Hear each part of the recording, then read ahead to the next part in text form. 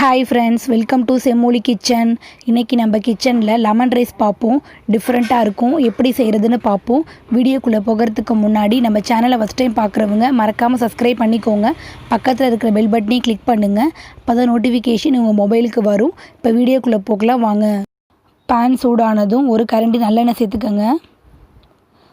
அதில் 1.5 table spoon மிளகு, 1 table spoon வெந்தயம், 1 டேபிள் ஸ்பூன் மல்லி, ஒரு 5-6 காஞ்ச மிளகாய்.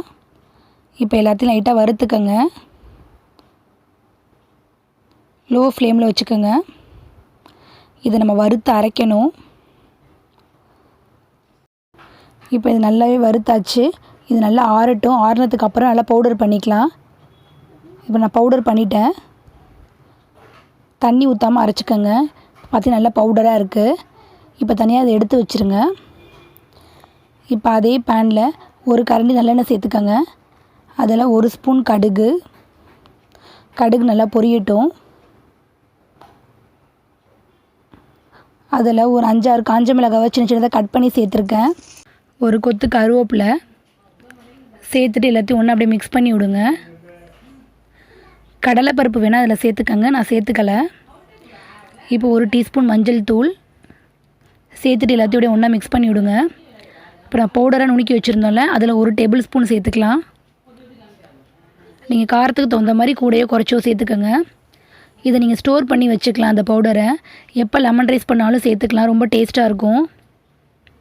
இது மாதிரி ட்ரை பண்ணி பாருங்கள். இப்போ சேர்த்துட்டு எல்லாத்தையும் ஒன்றா மிக்ஸ் பண்ணி விடுங்க. 3 எலுமிச்சை பழத்தை ஜூஸ் புழிஞ்சு எடுத்துருக்கேன். இப்போ அந்த ஜூஸை சேர்த்துக்கலாம்.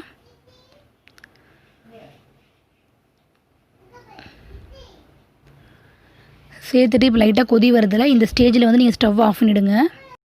இப்போ இந்த ஸ்டேஜில் ரைஸ் சேர்க்க வேண்டியதான். சாதம் வந்து நல்லா ஆறுனதுக்கு அப்புறமா சேருங்க. அப்போ தான் வந்து நல்லா வெறையாக இருக்கும், இல்லைன்னா குழஞ்சிரும். இப்போ தேவையான அளவு உப்பு சேர்த்துக்கலாம். சேர்த்துட்டு இப்போ எல்லாத்தையும் ஒன்றா மிக்ஸ் பண்ணி விடுங்க.